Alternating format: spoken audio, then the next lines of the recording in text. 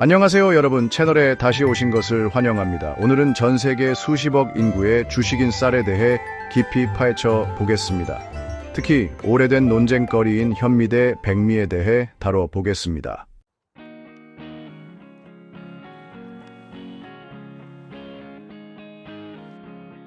수년 동안 우리는 현미가 더 건강한 선택이라는 메시지를 분명히 들어왔습니다. 섬유질, 비타민, 미네랄이 풍부한 통곡물의 영웅이죠. 우리 중 많은 사람들이 더 나은 선택을 했다는 생각에 기분 좋게 현미로 바꿨습니다.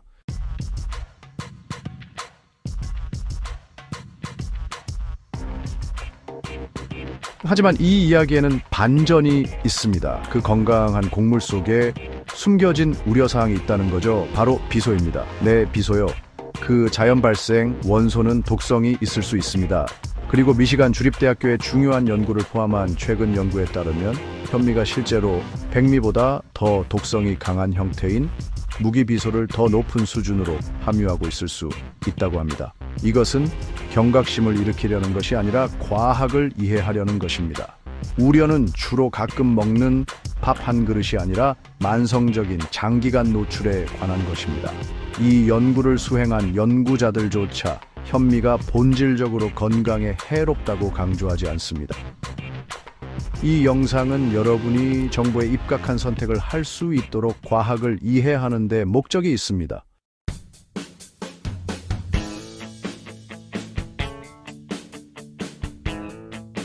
먼저 기본부터 시작합시다. 비소란 정확히 무엇이고 왜 우리 음식에서 발견될까요? 비소는 실험실에서 만들어진 인공 화학물질이 아니라 지각 전체에 널리 분포하는 자연 발생 원소, 즉 중음속입니다. 토양, 암석, 물, 심지어 우리 주변 공기에도 존재합니다. 자연적으로 널리 퍼져 있기 때문에 필연적으로 환경으로 들어가고 결과적으로 우리의 먹이 사슬로 들어갑니다.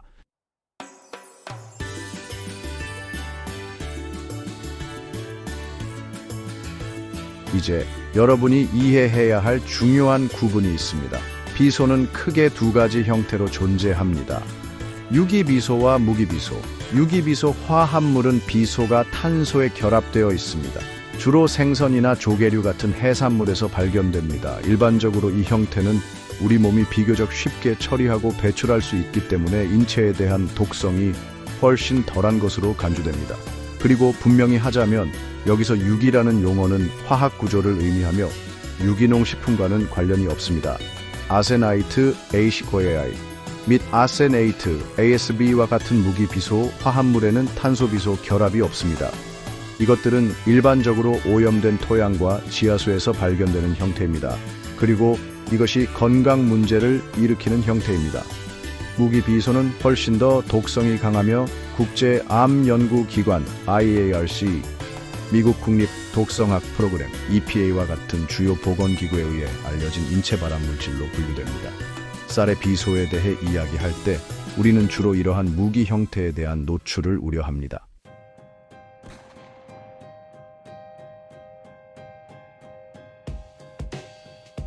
그렇다면 비소는 어떻게 환경으로 들어갈까요? 자연적인 지질 과정, 예를 들어 암석의 풍화에서 비소가 방출됩니다. 그러나 채광, 금속 재련, 화석연료 연소와 같은 인간 활동도 비소를 환경에 방출합니다. 역사적으로 농업에서 비소 기반 살충제 및 제초제 사용도 환경 부하를 크게 증가시켰습니다.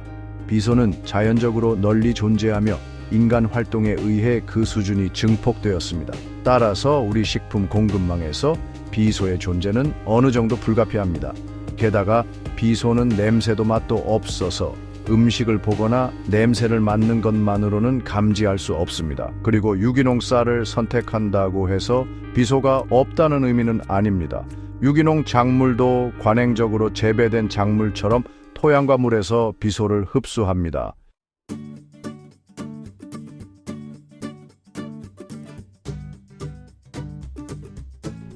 네, 비소는 환경에 있습니다. 하지만 왜 쌀이 특별히 지목될까요?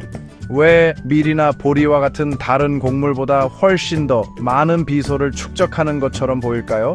답은 쌀이 재배되는 방식과 식물 자체의 생물학에 있습니다. 벼는 땅에서 비소를 끌어올리는데 놀라울 정도로 효율적입니다. 다른 곡물 작물보다 약 10배의 더 많은 비소를 축적할 수 있다고 추정됩니다.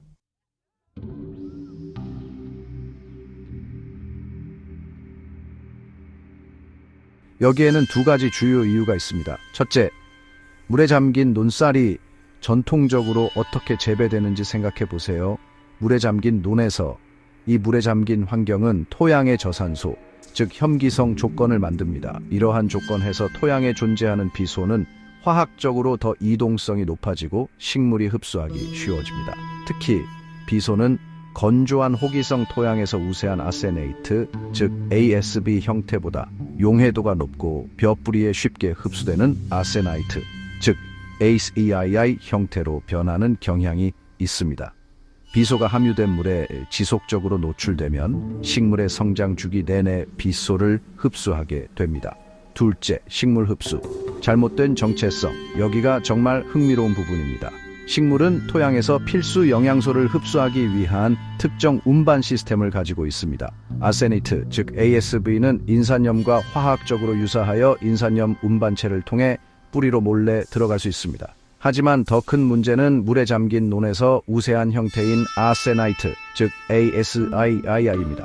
아세나이트는 식물이 규소, 즉 실리콘을 흡수하는 형태인 규산과 화학적으로 매우 유사합니다.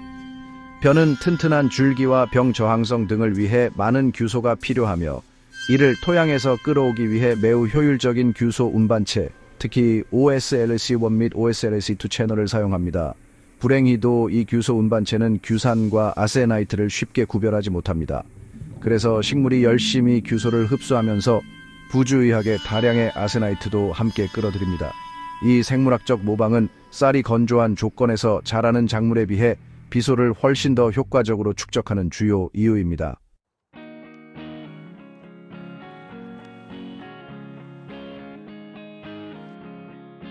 비소의 은신처 쌀겨층. 식물 내부에 들어가면 비소는 어디로 갈까요? 나달 전체에 고르게 분포하지 않으며 이것이 현미 대 백미 논쟁에 중요합니다. 쌀 아래는 여러 층이 있습니다. 가장 바깥쪽은 먹을 수 없는 왕겨로 항상 제거됩니다. 그 다음이 쌀겨층, 배아, 그리고 배유라고 불리는 큰 녹말 중심부입니다. 현미는 왕겨만 제거한 통곡물입니다. 쌀겨, 배아, 배유를 유지합니다. 백미는 더 많은 가공, 즉 도정 및 연말을 거쳐 쌀겨와 배아를 제거하고 주로 녹말 배유만 남깁니다. 여기 중요한 부분이 있습니다. 연구에 따르면 무기비소는 쌀겨층에 집중적으로 축적되는 경향이 있습니다. 현미는 이 쌀겨를 유지하기 때문에 필연적으로 같은 수확량의 백미보다 높은 수준의 무기비소를 함유합니다. 얼마나 높을까요? 추정치에 따르면 현미는 백미보다 무기비소를 최대 80% 더 많이 함유할 수 있습니다. 앞서 언급한 MSU 연구에서는 분석한 미국산 쌀에서 현미의 총비소 중 무기비소 비율이 48%인 반면 백미는 33%였습니다. 따라서 현미를 백미로 도정하면 쌀겨와 배아를 제거하면서 축적된 무기비소의 상당 부분을 제거합니다. 하지만 이것이 영양적 절충점인데 이 도정 과정은 또한 현미를 영양적으로 풍부하게 만드는 섬유질, 비타민, 미네랄의 대부분을 제거합니다.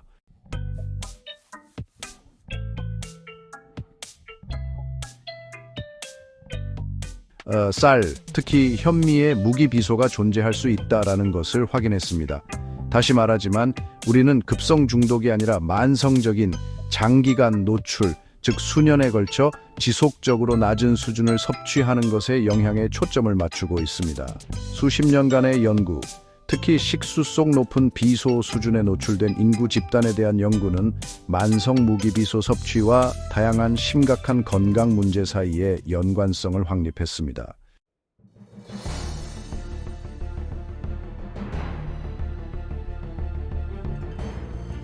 이것은 아마도 가장 잘 확립된 위험일 것입니다. 무기비소는 알려진 인체 발암 물질로 분류됩니다. 가장 강력한 연관성은 피부암, 방광암, 폐암입니다. 간암, 신장암, 전립선암과의 연관성을 시사하는 증거도 있습니다. 어두운 반점, 밝은 반점 및 두꺼워진 피부와 같은 특징적인 피부 변화는 만성 비소 노출의 특징으로 간주되며 때로는 피부암의 전조가 될 수 있습니다.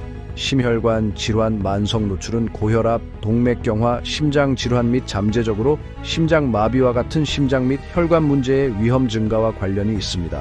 낮은 수준의 노출조차도 위험에 기여합니다. 당뇨병, 만성 비소 노출과 제2형 당뇨병 발병 위험 증가 사이에 연관성을 시사하는 증거가 늘어나고 있습니다. 신경발달 영향 임신 및 초기 아동기 노출은 주요 우려사항입니다. 비소는 태반을 통과하며 인지 발달 장애, 낮은 IQ, 기억력 문제와 관련이 있습니다. 기타 문제, 호흡기 문제, 신장 질환, 간 손상, 신경 손상, 면역 문제 및 불리한 임신 결과와도 관련이 있습니다. 비소가 해를 끼치는 방식, 산화 스트레스 유발, 중요한 효소 방해, DNA 손상, 후성 유전적 변화 유발, 잠재적으로 호르몬 교란 등을 통해 손상을 일으킵니다. 우리 몸은 메틸화 과정을 통해 해독하려고 하지만 이 과정은 개인마다 다르며 완벽하게 효율적이지 않습니다.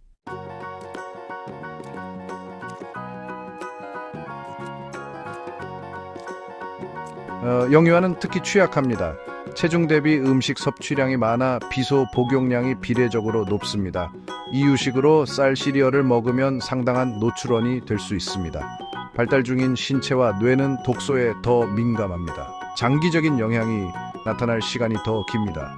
식단이 덜 다양합니다. 이러한 취약성 때문에 유아용 식품에 대한 더 엄격한 지침이 필요합니다.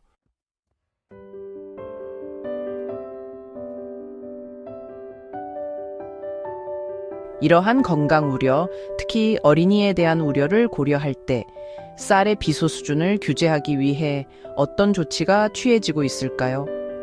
무기비소와 같은 물질에 대한 제한을 설정하는 것은 까다롭습니다. 왜냐하면 자연적으로 발생하고 유전 독성이 있는 발암 물질이기 때문에 진정으로 안전한 기준치가 없을 수 있기 때문입니다.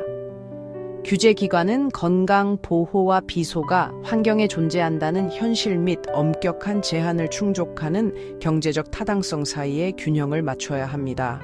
이로 인해 종종 절대적인 안전일일 섭취량 대신 조치 수준 설정 또는 노출 마진과 같은 위험 평가 도구를 사용하는 접근 방식이 사용됩니다.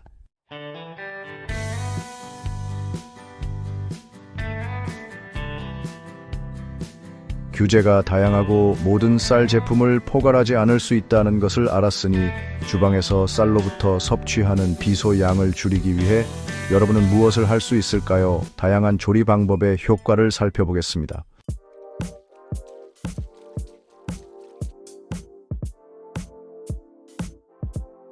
생쌀 헹구기. 많은 사람들이 쌀을 맑은 물이 나올 때까지 헹구도록 배웠습니다. 비소에 도움이 될까요? 증거에 따르면 그다지 효과가 없습니다. FDA 연구를 포함한 연구에 따르면 헹굼은 일반적으로 무기 비소의 약 10에서 15% 이하만 제거합니다.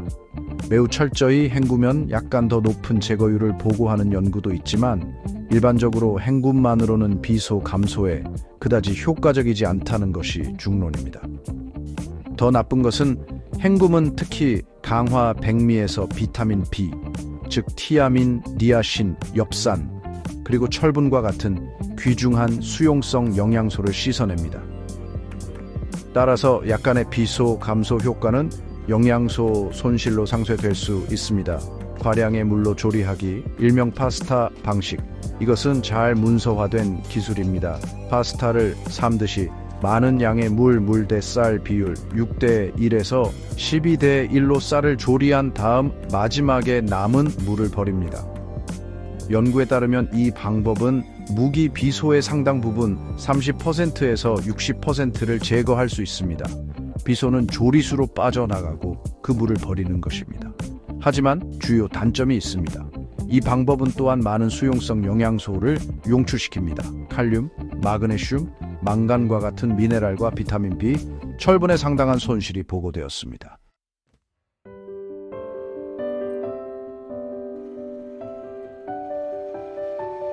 흡수와 함께하는 파보일링, 즉 PBA 방법에 대해 이야기해 보겠습니다. 과량의 물 방법의 영양소 손실 문제를 인식하고 셰필드 대학 연구진은 PBA라는 가정 친화적인 기술을 개발했습니다. 작동 방식은 다음과 같습니다. 미리 끓인 물 대 쌀 비율 약 4대 1에 쌀을 넣고 5분간 파보일링합니다. 그 물, 즉 용출된 비소를 함유한 물을 따라 버립니다. 신선한 물, 보통 물 대 쌀 비율 2대 2를 넣고 뚜껑을 덮고 약한 불에서 물이 모두 흡수될 때까지 조리합니다. 연구에 따르면 이 PBA 방법은 매우 효과적이어서 현미에서 무기 비소의 약 54에서 58%, 백미에서 73에서 74%를 제거합니다. 결정적인 장점은 연구 결과 과량의 물 방법보다 영양소, 주요 미네랄 등을 훨씬 더 잘 보존하는 것으로 나타났습니다. 이는 비소 노출을 최소화하면서 영양가를 지나치게 손상시키지 않으려는 가정 요리사에게 매우 유망한 옵션입니다.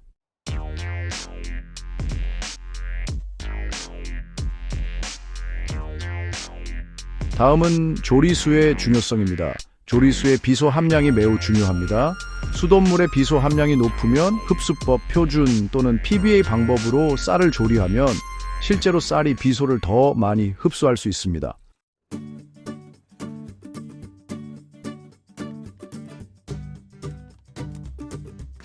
이제 현명한 쇼핑에 대해 알아보겠습니다. 원산지와 품종에 따라 비소 수준이 다를 수 있습니다.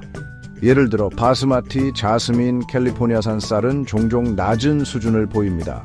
반면에 미국 남중부 또는 남아시아산 쌀은 더 높을 수 있습니다. 하지만 원산지가 완벽한 지표는 아닙니다. 또한 유기농 쌀이 반드시 낮은 비소를 보장하지는 않습니다. 가장 중요한 전략은 식단의 다양성입니다. 전문가들이 압도적으로 동의하는 것은 곡물 섭취를 다양화하는 것입니다. 쌀에만 의존하지 마세요. 귀리, 퀴노아, 보리, 메밀, 파로 등을 식단에 포함시키세요. 이 곡물들은 일반적으로 비소 수준이 훨씬 낮고 더 넓은 범위의 영양소를 제공합니다.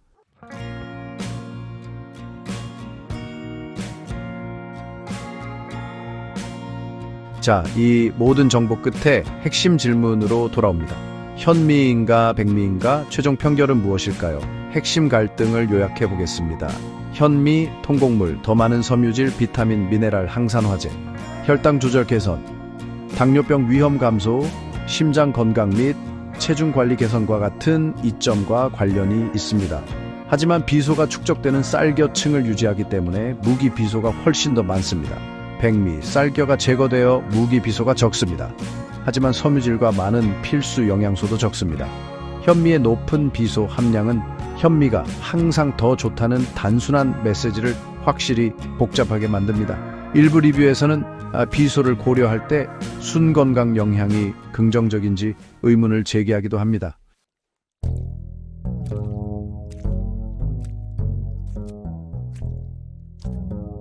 전문가 의견 적당히 섭취 대부분의 성인은 다양한 식단에 일부러 적당히 섭취한다면 현미를 완전히 배제할 필요는 없습니다. 다양성이 최고, 곡물을 다양하게 섭취하세요. 완화 조치, 쌀을 자주 먹는다면 PBA와 같은 비소 저감 조리법을 사용하세요. 어린이 보호, 영유아에게는 더욱 주의하세요.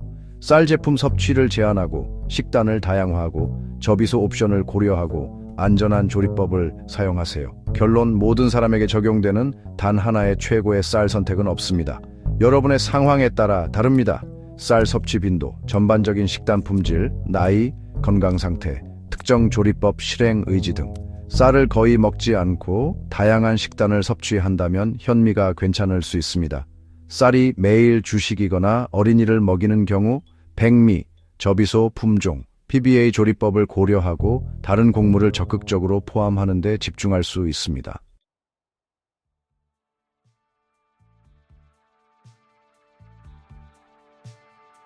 마무리하자면 쌀의 비소는 실제 현상이며 자연 환경에서 비롯되고 인간 활동에 의해 증폭됩니다.